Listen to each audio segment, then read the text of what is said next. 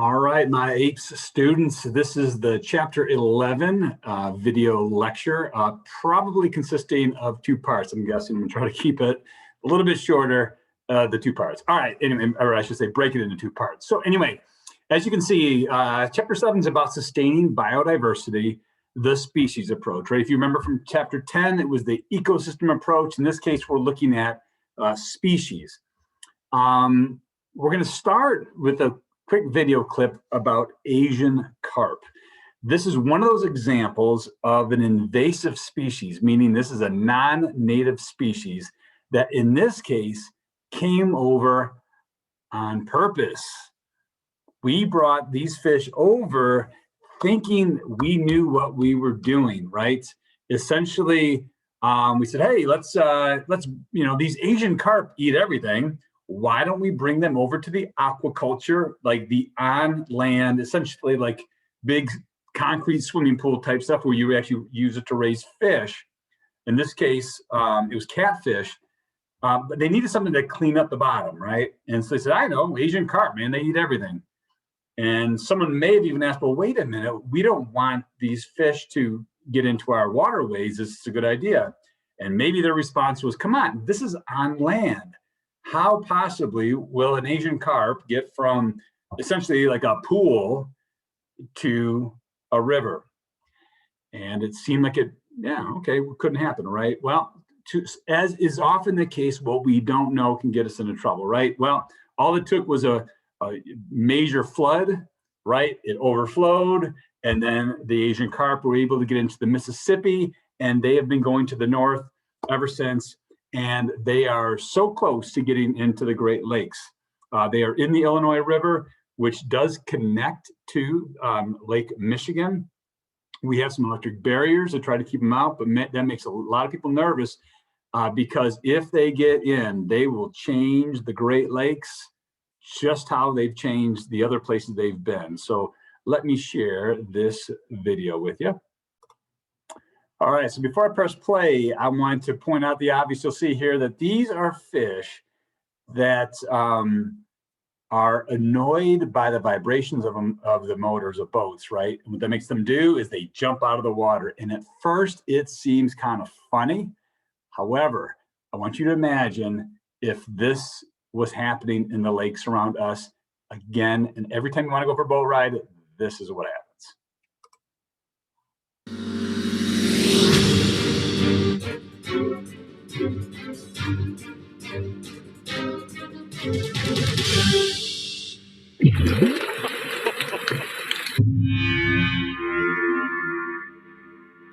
This is what happens when a particular population of fish in the Illinois River is startled. Yeah, oh, right around back, behind the boat. Wow. Watch out. They're everywhere. These are silver carp, the most notorious of the Asian carp family. Many believe the Illinois River has the densest population of silver carp in the nation. That's kind of ground zero on this invasion. Asian carp were introduced to the United States in the 1970s to control algae in catfish farms in the South. In the 1980s, floodwaters allowed the carp to escape and infest the Mississippi River basin. When it comes to the river systems, if it's connected, if it's got a direct connection to the Mississippi or the Illinois River, it's going to have these fish in it. Asian carp not only disrupt the food chain, push out native fish, are a nuisance to boaters, but they are also extremely dangerous. Yeah, this is about an average size silver carp. This is one that can hurt you when it jumps. If your boat's going 20, 30 miles an hour and this guy hits you, it's going to leave a mark. It was a flying silver carp that broke this woman's jaw as she broke her jaw. Oh no, right? And the other thing to consider too, so they're dangerous, but how do they get that big? Well, you get that big by eating a lot, right? And that's one of the biggest problems, right? They eat everything. And so they displace so many of the native species. Sometimes once these fish get in, some places it's 90% Asian carp. And so when you start to consider not only what that would do to the lake ecosystem, if you want to take that to property values, if you want to take that to what effect that would have on the fishing industry, all that kind of stuff, it would be devastating if this fish gets in. participated in a sport created for the sole purpose of hunting this nuisance fish. Their population is growing at a rapid pace. The females can lay 2 million eggs a year, and they grow rapidly. Once they get to a certain size, we don't have a predator that's capable of eating them, and they're just running unchecked. So how do we get rid of them? Some say if you can't beat them, eat them. They believe that creating an appetite for silver carp will hold their population in check. The vision about all this is to literally educate our people how to eat this fish. But getting Americans to eat silver carp has been challenging. People in this country just don't seem to want to pick around the bones. The biggest problem with these fish are that the fillets are filled with bones. So imagine if you were at a restaurant or at a store and you were looking for fish, or if you saw in the restaurant and carp was on the menu, that would often not be a first choice for many people. And that is why one of the tactics they're trying to do now is to give it another name, funny enough, right? Call it something different and try to make this a fish that people will want to eat. So anyway, so that's that. Now there is concern that Asian carp have a path out of the rivers and into the Great Lakes through the Chicago Sanitary and Ship Canal. So a multi-million-dollar electronic barrier has been constructed to potentially stop the migration. With the barriers in place, we are effectively plugging the biggest hole for the movement of these fish. It would be very difficult for fish to just swim right through this waterway behind us. But not everyone is convinced. So cleaning, training, and drying boats every time they come out of the water can prevent the tiny microscopic creatures who lurk there from ending up in lakes and rivers where they shouldn't call home. It's the best defense we have against the ever-growing world of the silent invader. Right. So this idea of an invasive species and trying to learn about what we can do to prevent not only Asian carp, but other of the other species, these non-natives, from getting in. Because frankly, once they're in, if you know how to get rid of them, let us know, because that's a problem we have not been able to solve. So often prevention is the key. Now, I also do want to say this though, too. Not every time is a new species that's brought over turns out to be a bad thing. A lot of, frankly, the animals that are here right now and the plants, they were brought over. And, maybe they assimilated and they became part of this land. And it takes a while, as you can imagine, for them to sort of find their place, their balance. And, but so often there's a big possibility where it can just kind of run unchecked, like the Asian carp, and really cause major disruption too. So it's such a big gamble that often it's not worth it. We say, let's keep them out because we don't want to, guess wrong like we did, especially with this fish. Okay, so let's head back to chapter 11 notes here. All righty. Good deal. Let me make sure. 1 second. All righty. So the passenger pigeon is an example of a bird. Have you ever seen a passenger pigeon? And the answer is alive, no. It was once the most numerous bird on Earth. Okay. This is one of these examples of how the effects that humans can have. We can do amazing things, great things, put someone on the moon, all this kind of stuff, but we are capable too of actually hunting species to extinction. Remember, there are many reasons, like habitat destruction. Remember HIPPO, that acronym, HIPPO, habitat destruction. I is invasive species, right? Pollution, the human population growth, and overharvesting. And this is an example of overharvesting, taking too many. If a species has characteristics that we like, so often that can be potentially a strike against that species. So for example, in this case, remember, this was the bird that was probably once the most numerous bird on the planet, right?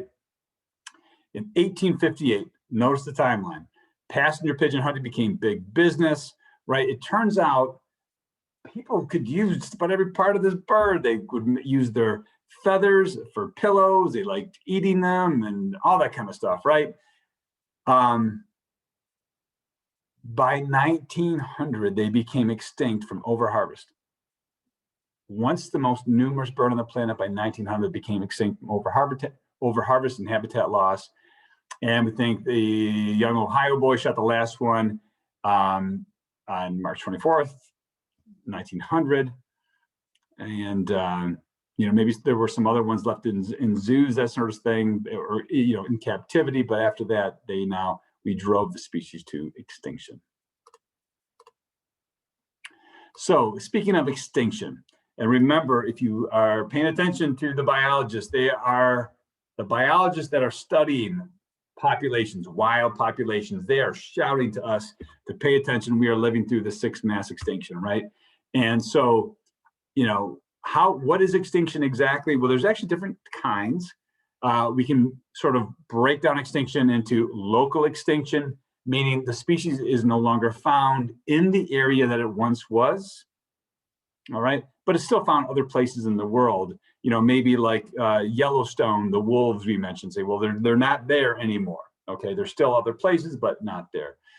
Ecologically, right, when so few members of the species are left, they no longer can play its ecological role, right? So, if we had one wolf in all of Yellowstone, right, it's just not there to do really its part, or globally or biologically, meaning the species is no longer found on the earth. And remember that there is something called background extinction. Extinction is a very normal and natural part of life on this planet. And how do we know that? We know that from the fossil record, right? We can see that species were once here are not with us anymore. And we can actually calculate it. What is the natural, species just through evolution? Some can make it, some can't, that kind of a thing. So that's normal. But the rate of extinction that we're experiencing now is many, many times above that. And if you try to look, well, what is the cause of it? It really keeps coming back to us, not living sustainably, not doing these things sustainably, providing for ourselves, right? Not really looking to the future, just kind of taking it what we can right now and really not giving much thought, or enough thought, I should say, to future generations. All right. So we can classify, right? And remember, these are human developed systems, right? We can say, well, how are we going to let us know? Well, here's another thing too. How do we know if a species is endangered or threatened? For example, what if I told you, I'm going to completely make up a number. Let's say there were 5,000 of a species. Is that good or bad? And then the next question really from you should be, well, what was it last year, right? What was it 10 years ago? What was it 20 years ago? In other words, we need that background information. We need to collect that information and know. So for example, if I said there's 5,000 and you said, well, how many were there 10 years ago? And if I said there were 10 million, then obviously you would say, oh my gosh, right? That's an incredible decline.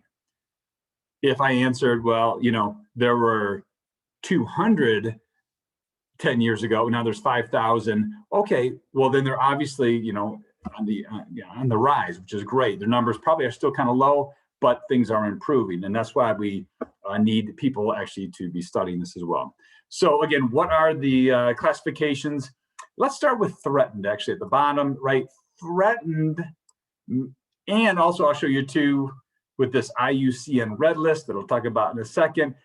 It's not just endangered or threatened. There's different kind of steps in between. But generally speaking, threatened means, well, they're still abundant in its natural range, but it's likely to become endangered in the near future if things keep going like they're going. It's kind of like this warning sign. We're saying, let's pay attention, everyone, that the species is threatened. Of course, endangered, so few individual survivors that it could soon become extinct. All right, so really pay attention and let's protect these and so forth. Okay. Now, it turns out some species have characteristics that make them vulnerable to ecological and biological extinction. It's just their path of evolution. It is what it is. Like maybe they have a low reproductive rate, it takes a long time, for them to reach sexual maturity, and maybe they have one at a time and all that kind of stuff, right? Maybe they have a specialized niche, like the giant, like the panda that eats bamboo and lives in a kind of a narrow range. If that's kind of all you eat, well, you're more vulnerable, right? Well, what if something happens to the bamboo? And there you can kind of read through here, right? So there are some that are just naturally more likely to go extinct. Another thing too, though, is when there is a demand, a human demand for something, right? Then people are often willing to take the chance, even if they're threatened or endangered, that if they can make money at it, right, then they may take the risk, and often they will. So that also brings up this other point. It's one thing that you can have a law, but you also need to be willing to enforce that law. So for example, let's say, we all know the speed limit on the expressways right now generally are 70 miles an hour. What if they said, okay, it's going to be 70 miles an hour, but we're going to have one police officer that will be patrolling all of Michigan?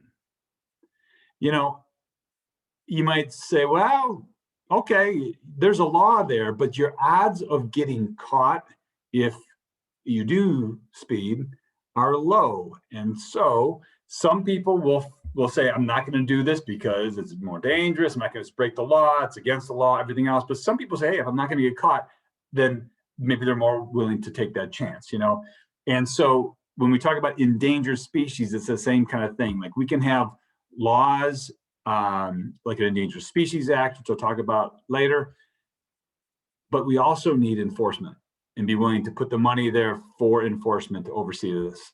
So for example, and sometimes I'm embarrassed to like show you some of these stories. And here's a story of a guy in Detroit who was trying to smuggle turtles. Now, how many turtles could someone have in their pants? Think of a number. What is a reasonable amount of turtles if someone was going to try to smuggle them might you expect to find? Think of that number, and I'll show you in a second. If you guessed 51 turtles, you would be ridiculous, but you would be right too, right? Okay, 51 turtles in his pants across the border, and you can see this, right? Very small ones, bigger ones, and so forth, right? All right, so you can see 51 reptiles as he allegedly strapped to his groin and legs during a failed border crossing. So in other words, as we cross the border, there are agents there that are looking for these things. But as you can imagine, they're also looking for other things, drugs and weapons and so forth. And so often we can prioritize some things over others, right? And so, but anyway, so here's someone who, 51 turtles. Now, question for you. Why did he have these turtles? Why was he smuggling? And this brings up the bigger idea. This person would not have done this if there wasn't a market for it, meaning people were going to buy these. And that's the other part of this. How do you really solve this problem? You make it so people don't want it, and I think sometimes it comes with education or knowledge. There are a lot of misconceptions about, especially tortoises, which I'll share a story with you in a second, but myths and everything else. But the idea that, especially if they're threatened or endangered, this very often we see something and say, oh, I want it as a pet, I want it in my house. But we also have to get over ourselves and say, maybe we can sort of admire this from a distance and say, the best place for that animal is to be out in the wild, not in an aquarium in my house. Meaning, like if it's an endangered species or something like that, it needs to be out, living its life, populating and doing its niche and all that kind of stuff. But remember, so the reason this person did this is because people would pay for it. If he didn't, if there was no money, he wouldn't do this.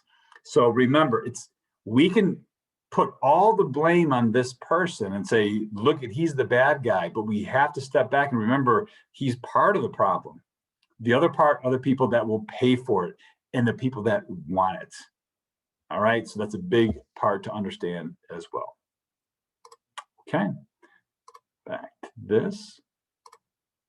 All right.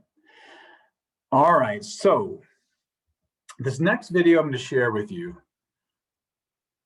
it's about tortoises, right? And what do you know about tortoises? Well, here's a story about a guy who's really wealthy, but he loves tortoises. And again, it goes back to, they'll talk about it in the video, that when he was young, he had a tortoise and he thought it was the greatest thing ever. Remember, we protect what we love and what we know. Okay, same reason why if you have a dog or a cat or whatever pet, you would protect it because you see how amazing it is. Well, this is someone who experienced a tortoise and it's like, these things are amazing and they live so long, and guess what? They should be protected. And so because he had that experience, a lot of his life now is dedicated to try to protect them. And my point to you is this, maybe you have no experience around tortoises, but here's someone who thinks they're amazing. And maybe we can extend this thought of respect and care and protection to other species that we haven't even met yet. In other words, the defining thing is something value, is not, or hopefully won't be, does it look cute? Does it do something for me? And if it doesn't meet those criteria, then we say, what's the point? Let it go extinct, right? Species, there are so many amazing species on this planet.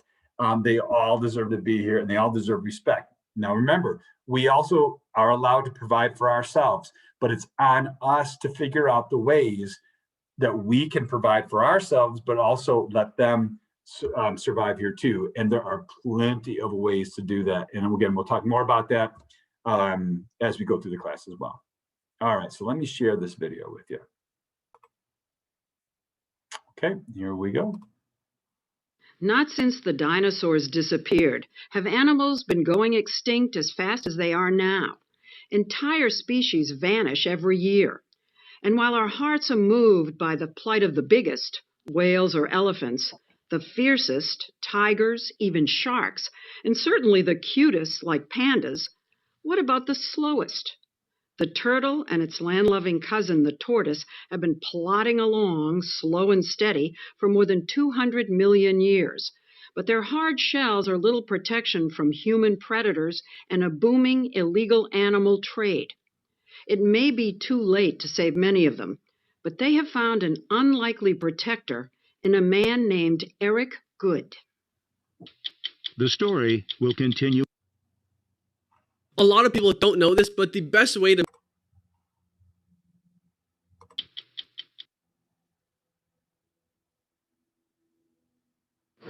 Some of New York City's hottest hotels, restaurants, and bars are owned by Eric Goode.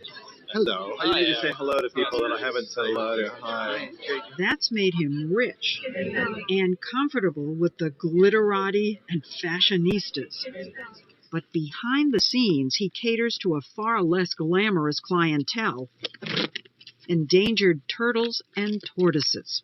How did the whole interest, if not obsession, with turtles and tortoises begin? As a child at 6, I was given a small Herman's tortoise. And that created a budding interest in the natural world and in reptiles and snakes and lizards. All right. So want to make this point, to restate it, right? Because this applies to you, and maybe one day if you have kids, if you want them to appreciate kind of the natural world, they need to experience it, right? Get out into it, see the beauty of it, because the opposite is one of the most dangerous things, right? Meaning when we are separate from nature and we're just inside all the time, or if we don't know about it, then who cares? That kind of thing, right?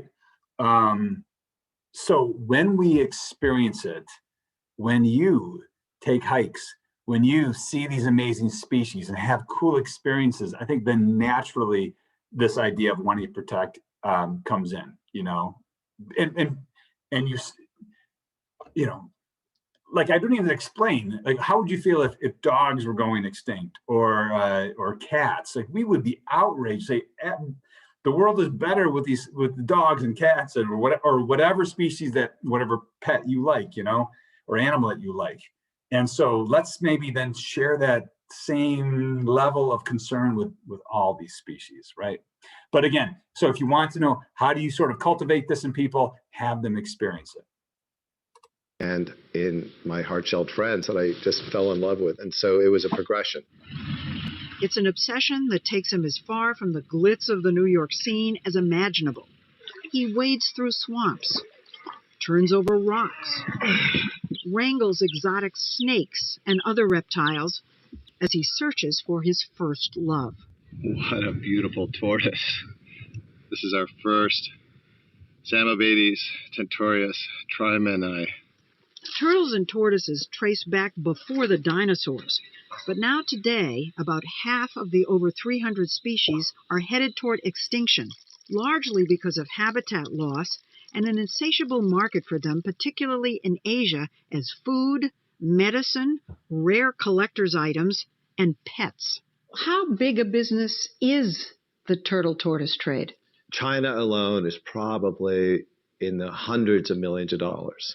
This trade flourishes because the payoff is huge and the chance of getting prosecuted and incarcerated are very low. If you're going to be in something illicit, this is the safest or one of the safest. And that's a tragedy. Eric Good is spending $1 million a year of his own money to fight the trade in places like Madagascar, an island off the coast of Africa that's vastly undeveloped. People are so poor. And some of these villages make less than $1 a day, or it's basically subsistence living. And there just simply isn't the political will of the country to really enforce, you know, what's going on with their natural heritage, whether it's tortoises or other wildlife. Fly over Madagascar and you can see why conservationists say it's bleeding to death. Rivers run red with soil erosion from logging and slash and burn agriculture that have wiped out animal habitats and 90% of the country's forests. 90% of the country's forest, right? But also making the point, when you cut the trees down, remember those trees are anchoring that soil in place. So now it's just exposed and the rains can just wash it away. And you can see it in the color of the water here. Again, they're leaving a desert for the future generations. And of course, depleting so many of these species. And yet, because of its isolation, Madagascar is a paradise of plants and animals found nowhere else, like the wide-eyed lemurs, chameleons that sparkle with color, geckos that hide in plain sight, more than 200 kinds of frogs, and 5 species of rare turtles and tortoises.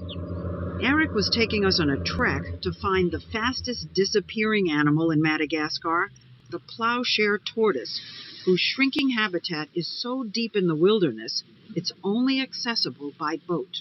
This tortoise is one of the world's most endangered animals. It is the world's most endangered tortoise, and it has an incredibly high price on its head. Asian countries love gold, and this is a gold tortoise. And so literally, these are like gold bricks that one can pick up and sell. We were following the path the poachers take, landing on a deserted beach. And off we went on a long hike. We walked through scrub brush in blazing heat for almost an hour. The sun starts to go up too high, they just disappear. The once plentiful plowshare population here, he says, could be down to as few as 300 adults. And this is where the guards are based. Good has helped hire around 40 locals to go out and find the tortoises before the poachers do. We have to be on a team of many people. Different lines 30 feet apart. Yeah. All right, let's go. We lined up the way police do when they search for a missing person. And by midday, with a lot of help, we got lucky. They found one. Oh, look at that. How did you ever find it? Wow. Oh, it's a beautiful female. So this is just a perfect female. Now this tortoise is a crown jewel. This is a beautiful animal. Look at her.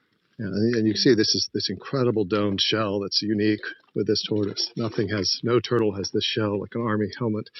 This is a very, very valuable tortoise.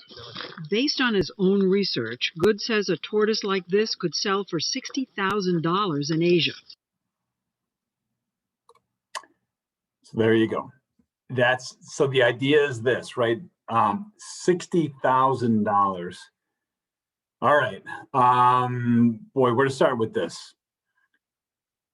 You know, the person who lives on Madagascar, who's impoverished, and they find one of these, could you imagine if you saw something and realized, like, if I catch this and I could sell it for $50,000, could you imagine what that would do for you?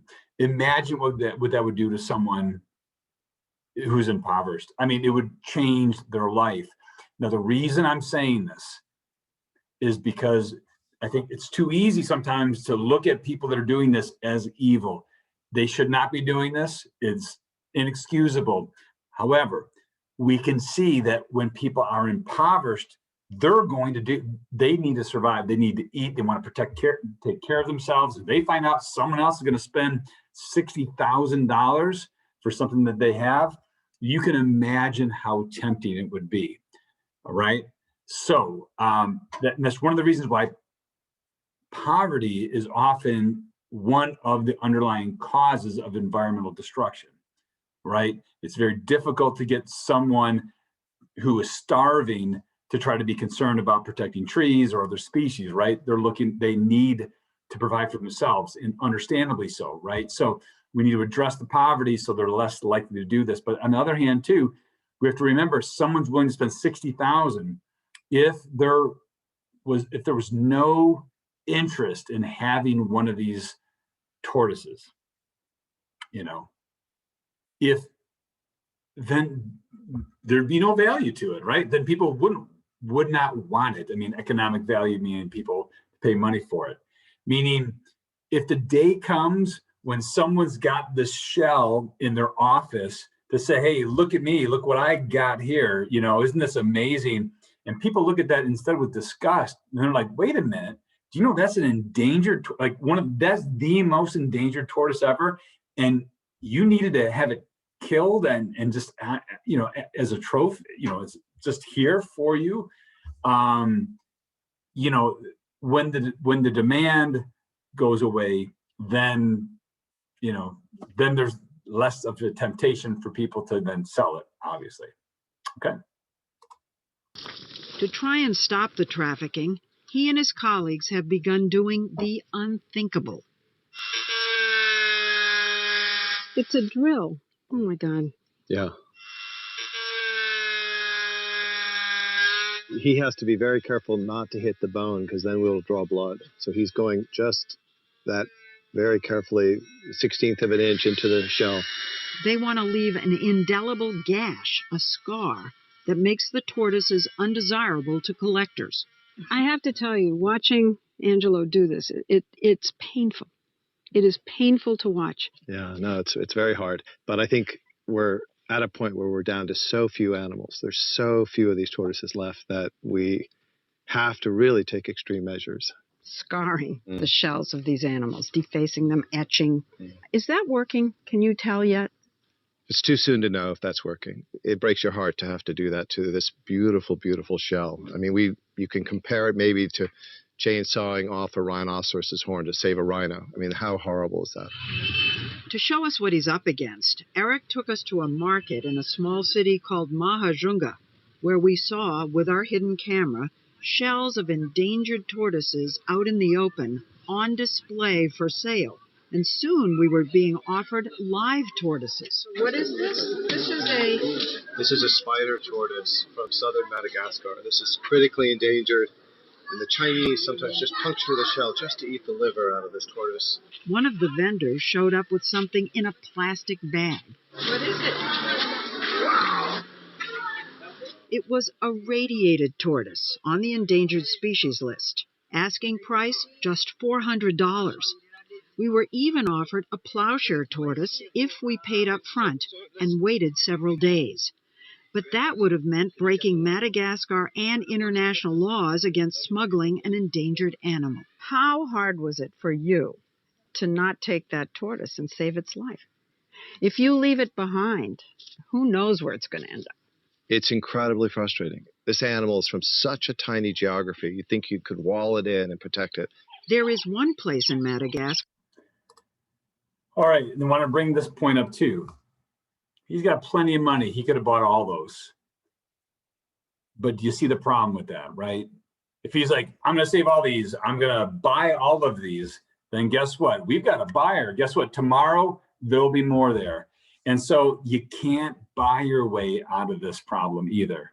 You know, again, it really needs to come from, number one, enforcement, but also this idea of ultimately having the desire to have one of these things as a possession, as a pet, as a trophy, have that go away, really, because ultimately that is what's going to solve it. That is trying to wall them in and protect them behind locks and razor wire. This national park deep in a forest. Are these automatic rifles? They certainly are, yep. Richard Lewis is with the British conservation group Durrell, which runs this refuge and breeding center. Be careful of the youngsters here.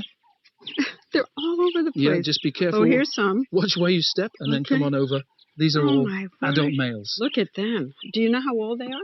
This could be 50 years old, 100 years old, 150, 200 years old. I mean, this is the longest lived animal on the planet.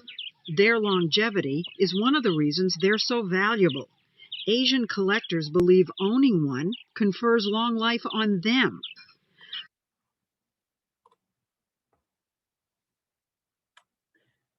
So, you know, so often we believe what we're, you know, as a culture, right? What seems normal to us. And I hope to you, the thought that, boy, tortoises live a long time. So if I own one, that will then give me longer life because I have a tortoise in my house. I hope that sounds ridiculous to you, because it is ridiculous, right? But that also shows you the power of culture. If, you know, if you were brought up with this thought, or the thought that, hey, there's medicine in a rhino horn, or things like that, then we tend to believe it, you know, even though it's not true. So part of this too is education and people, I guess, being willing to unlearn what they once thought to be as fact. The black market trade is now so lucrative that crime syndicates are involved. The center was robbed in the late 1990s in what was called one of the heists of the century. So people actually broke into this compound, the breeding center, with all the security and stole 75 youngsters and 2 adults. They stole, at that moment in time, it was half of the youngsters we'd ever bred. Since then, with the help of Eric Good, the population of plowshares here has rebounded. This is the female enclosure. These girls are responsible for producing 300 offspring, 300 animals that you're looking at in this entire enclosure. Very few people have ever seen them actually produce offspring, even here. But as we were just about to leave, one of the females wandered off, and to everyone's surprise, began to dig a nest for laying eggs. Richard, have you ever seen this before? No. You have never Not seen? me personally, no. It's the luck of the draw, as it were. Being a tortoise, the work was very slow and very plodding.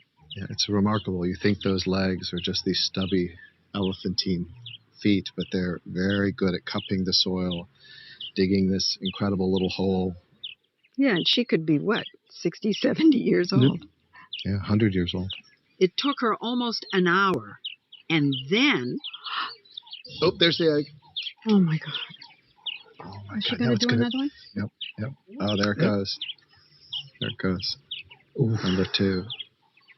this is what you work for. Yep. And even more so when the little tortoise, when the hatchling comes out, you feel like you've broken a secret code. Good wants to emulate this kind of success back in the United States, with not just plowshares, but dozens of other species. He has his own breeding center in the mountains outside of Los Angeles that he began with 150 turtles and tortoises given to him for safekeeping by the Bronx Zoo. They were trucked across the United States, and they were the first guests in my tortoise hotel. Each species is pampered like a guest at one of Good's hotels, with fresh-cut flowers, salad greens, and a tortoise smoothie blended with organic milk. Each species needs a different ecosystem. Like this tortoise, for example, is from Burma, and this is biologically extinct in the wild. And these guys need to be kept warm and very high humidity. He now has 680 animals from 30 endangered species. This is a turtle from India and Bangladesh, maybe a little bit into Pakistan. And these turtles that elsewhere would be on the menu. It's called the golden coin turtle, probably one of the top 25 most endangered turtles in the world. And young Galapagos tortoises that'll grow to 400 pounds. These were bred in Texas at a zoo, and they've been raised here. Don't come for my toes. But Eric Good says he doesn't want any of his guests to stay too long. Ideally, we'd like to send these animals back to the wild. Why would you send them back? There's no protection for them back in the wild. It may be too soon to send a lot of them back. And can you? I mean, let's be realistic. I don't know yet, but I think it's important to show that we're not just bringing animals into captivity and keeping them there forever. For now, he's fulfilling his dream by protecting 11 plowshares and trying to breed more. Last year, he hatched 250 other tortoises and turtles. Eric Good is like Noah, building a safe haven for, in some cases, the last of these animals on Earth. So, I always have a lot of respect, for someone like this, meaning look at what he's trying to do. He's spending a lot of his own money and time and effort and so forth to try to protect these species. And I always find it interesting, right? As humans, the capacity that we have, right? Meaning some people, their mission is to find these and, sell them on the black market and kill them, some of them too, and other people that have the capacity of doing so much to try to protect them too, right? So we all have choices in life, and hopefully, as we learn more, I'm a true believer. As we know better, we do better, right? And so hopefully, as people know more about what's going on and the importance of species and the respect of these species, again, they've been around before the dinosaurs. Maybe we can say they've been here longer than we have, right? Get that, longer than we have as a species. And maybe that deserves a respect. They have earned their place on this planet, and we should make sure that we are not doing anything to make them go extinct. All right, so scientists use measurements and models to estimate extinction rates. Where do you go for the real most reliable data? What we can go to is what's called the IUCN, the International Union for the Conservation of Nature and Natural Resources, or the IUCN, the Red List. Okay, that lists the world's threatened and endangered species. So again, this has what scientists will then upload to this. So we say this is going to be the authority on species conditions around the world. So let me take you there real quick. Okay, so if you would like to go to this place on your own at some point, it's iucnredlist.org. And this is where you can find the most updated, we'll say, information as to information that is available. And for many species, it may not have been updated in a while. But anyway, so you can see some things here. For example, like the brown bear, that LC stands for least concern. And we can see this, right? as endangered, and also it's decreasing. The brown bear is stable, right? This species is vulnerable, right? Decreasing and so forth. So let me show you an example. You can go ahead and put in a common name, or if you know the actual name, but I'll just type in rhino as an example. And you can see all the information that comes up, different species of rhinos as well, right? So again, as I scroll down, you know, there are many different types of rhinos, but let me just click on one, for example, the black rhino. All right, so notice how this is listed. As I said, things aren't just endangered or threatened or they're fine. There is a scale here, right? We can say, hey, it's not evaluated. We don't know. There's not enough research, right? Or we have not researched at all the species. Data deficient, meaning we don't have enough information. And now here's the scale, really, like least concern, meaning they're doing great, to near threatened, vulnerable, endangered, critically endangered, okay, is the last stop before they are extinct in the wild, and we only have them in zoos and that sort of stuff, and then completely extinct. Okay, so we can see over here that the number of mature individuals, we think it's around 3,100, right, 3,142, and you can see the range.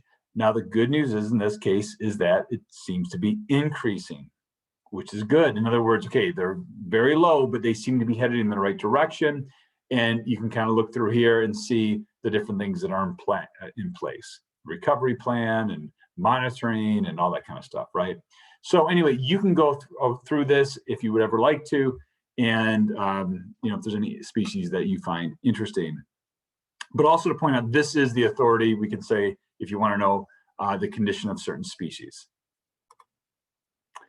All right, now this next video clip I'm going to show you is about the red panda, arguably one of the cutest species around, and it is endangered. So let me share this and talk about a couple things. All right, here we go. Well, now we're going to introduce you to one of the most adorable creatures in the world and one of the most endangered. But why the red panda is disappearing is a mystery, with clues that stretch from Tennessee to the Himalayan mountains, which is where ABC's Dan Harris takes us into the wild. When the children press their noses up to the glass, captivated by these adorable, exotic little red panda cubs, they are staring into the face of a mystery. Why is this animal, which once roamed vast regions of the earth, now on the brink of extinction? And could the answer save these creatures before they're gone forever?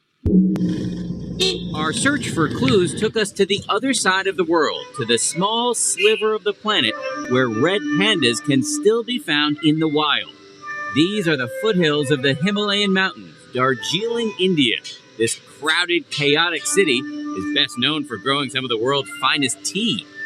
What's up, guys? What's going on? But even though this is the red panda's natural habitat, a zoo is still the best chance to see one face to face.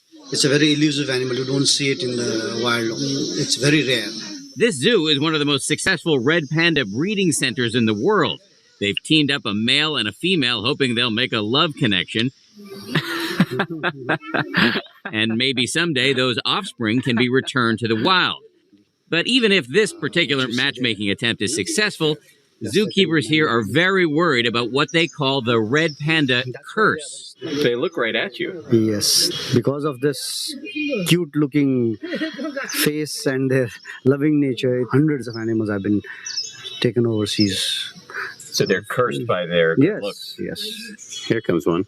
In fact, when these animals were first discovered in the early 1800s, a full 50 years before the giant black and white panda, by the way, they were a must-have accessory of the Victorian age. Yeah, unfortunately, you can see why people would want them as a pet. Yes. As far as we know, the only place the red panda lives in the wild is here in the region around the Himalayan mountains.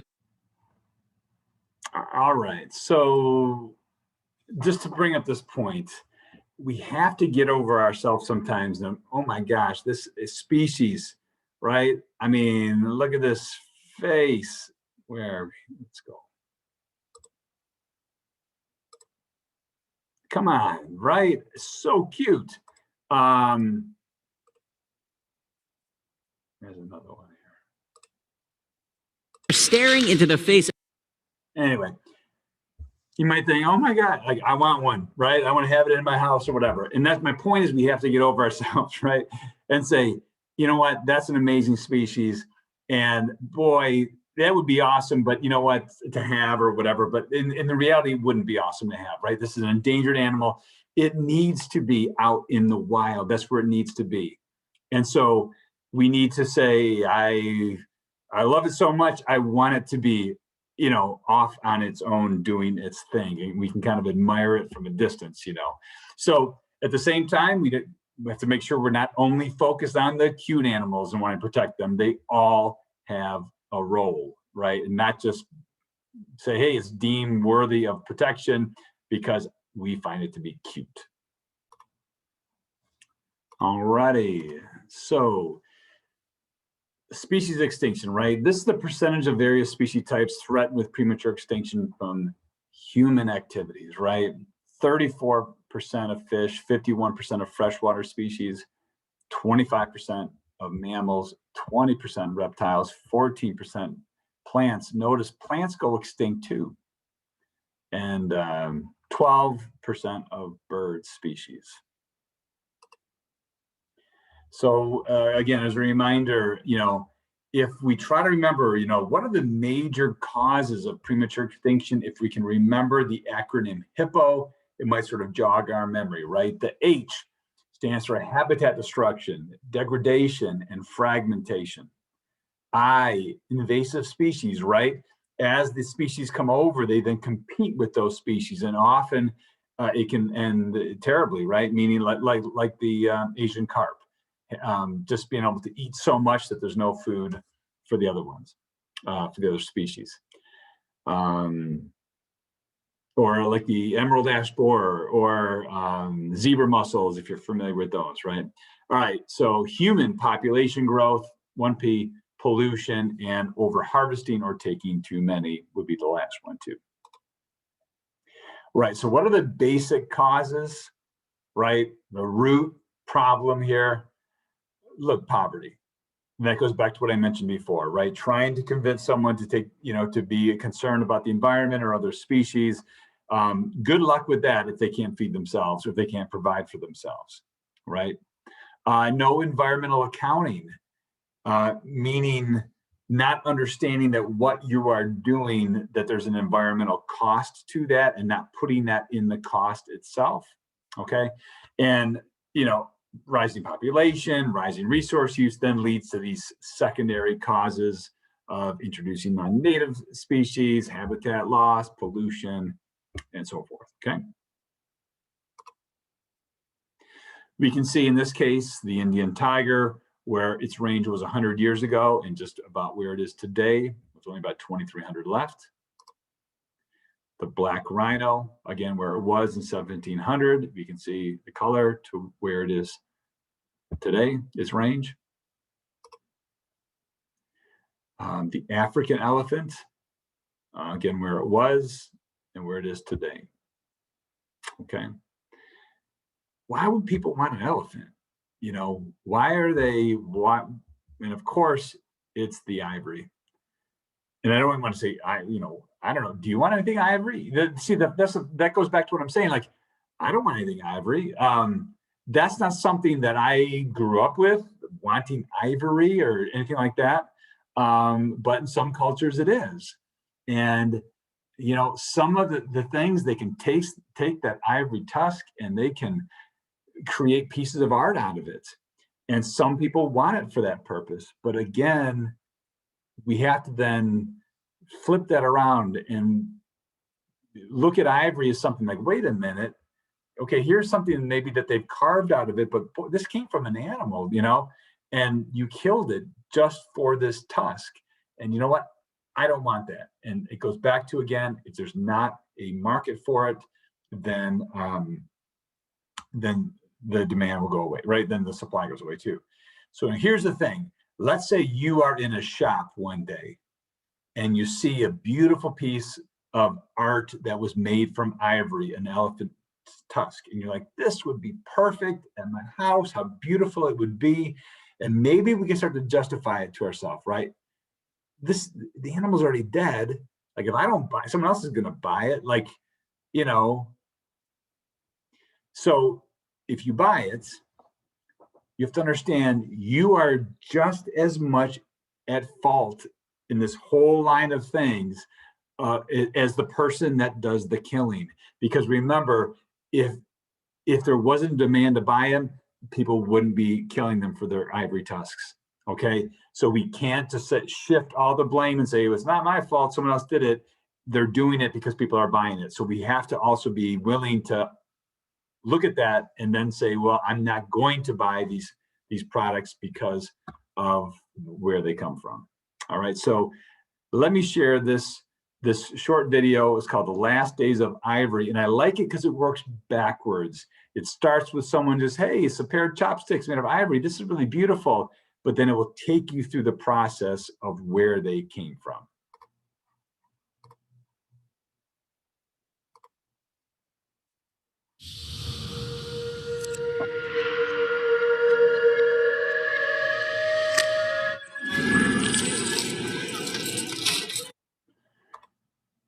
And again, just remember, this is going to work backwards. So, hey, she's just buying the chopsticks, but let's see what the whole process that was behind that.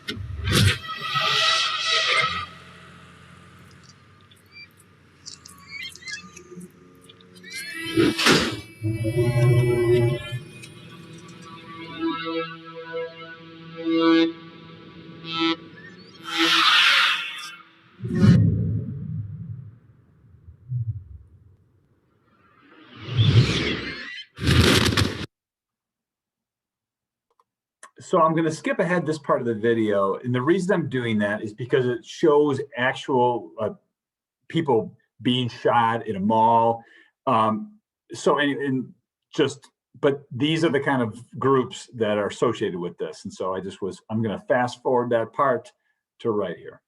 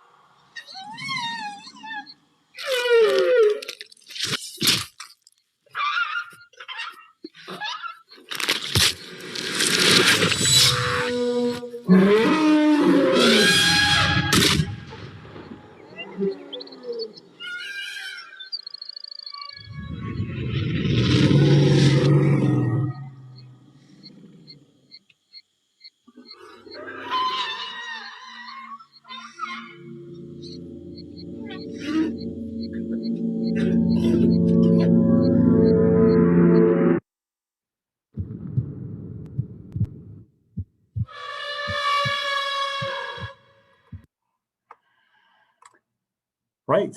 So remember that. So the person that bought the chopsticks, she needs to understand that funds all that, including these terrorist organizations, and obviously an animal being killed and so forth. So we need to kind of, open our minds. It's easy. They say ignorance is bliss, right? Sometimes it's like, oh my gosh, I don't even want to know about it. But I think you would agree, even though it's hard to kind of look at and understand this, like we do need to know about it. We need to be mature enough to recognize where these products come from, and then hopefully be willing to say, I don't want to be a part of it. And see, and that's the beauty of it. You get to live the life that you want to live. You make choices for yourself, be the captain of your own ship, right? And so you get to be the person, if you see ivory or other things from endangered animals, to say, you know what, I'm not going to support that. I'm not going to buy it, right? Or you purchase it because, hey, it's beautiful or whatever in your mind, right? But just know then that you are part of this problem, okay? We just have to, right, now that we know, okay.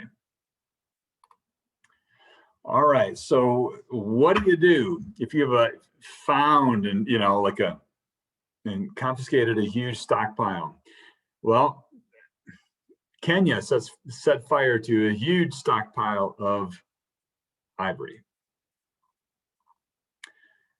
I'll just read the first part to you. More than 100 tons of ivory was stacked up, right, where they caught it on fire, saying it's going to burn for several days.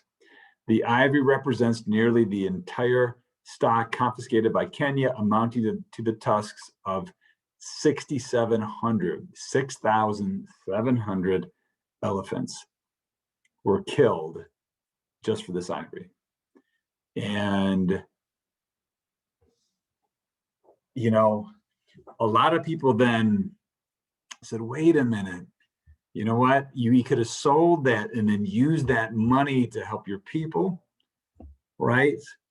But then again, the more people want it, the demand is there, Some people say, hey, by getting rid of it, supply and demand, that just made the price go up. But it's tough, isn't it? But you say, we can't. What you have, you can't just let it go out and sell it, because then you're not getting to the root of the problem, right? So again, I think a lot of it is education, knowing what, where these products come from and what that means to these animals, and hopefully changing people's minds too.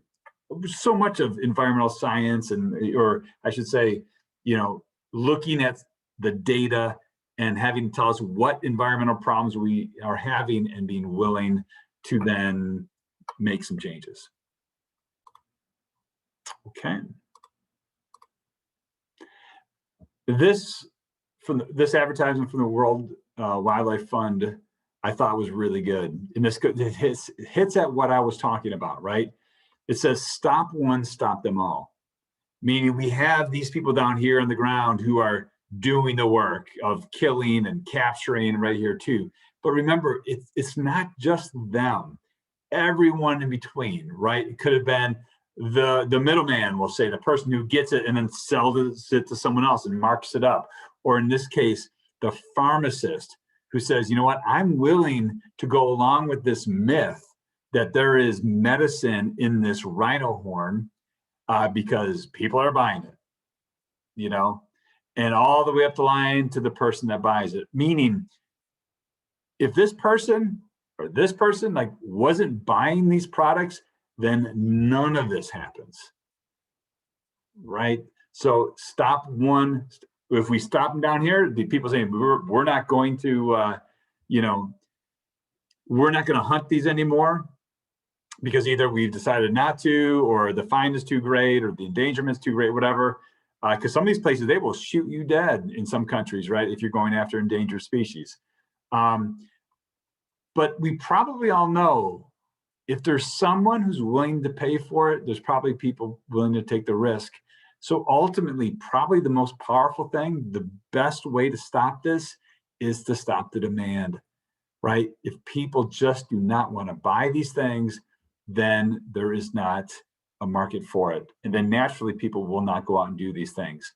In this case, we'll talk more about this later, but our shark population is being decimated. And remember, at first you might say, well, sharks, okay, I'm afraid of sharks, and hopefully you're not, right? But you can be respectful of them. And we'll, again, talk more about this later. But just like in Yellowstone, when the wolf was the top predator, and it's so important, sharks have been top predators in the oceans for millions and millions of years. And we're decimating them, often over their fins, to make this thing called shark fin soup. You've probably never heard of it.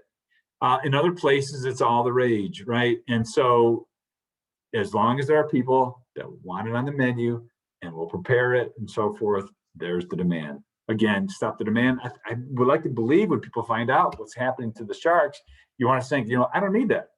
I can have a different type of soup. I don't need a shark fin soup. Then hopefully naturally, then that would kind of take care of itself. Okay, so again, I think that was a powerful ad for people to recognize their place, their role in this too. You know, sometimes people don't want to realize that they are part of the problem. Okay. Again, now this is Megan, right? Megan is a former student of mine, and she had a passion for elephants and sharks, as a matter of fact. You know, it's funny, we were talking about it one day in class, and you know, I said, well, you should do it. You know, hey, why not? If you have an interest in these things. And she found a sanctuary in South Africa, and she went there. Look at this epic picture. Now, my point is this. That is probably one of those life-changing experiences, isn't it? Meaning, I can't imagine Megan one day would ever want anything to do with ivory. You know what I mean? Like once you have this experience and you actually see these amazing animals, the thought of it probably would be disgusting to her, right? That you killed an elephant just to make this thing, you know? And so the point is that as we experience nature, again, we tend to naturally want to protect it more. And again, we are so lucky. Elephants are amazing. There are so many amazing species on this planet. Like, number one, don't miss it. But at the same time, we don't want it just to slip through our fingers, right? Just let it all go and just kind of step back as other people or some will sort of take advantage of these situations. All right. And finally for today, just want to show you the range, the former range of the Asian or Indian elephant and where it is today. All right, I'll tell you what, I'm going to stop here with this lecture and we'll pick it up in the next video.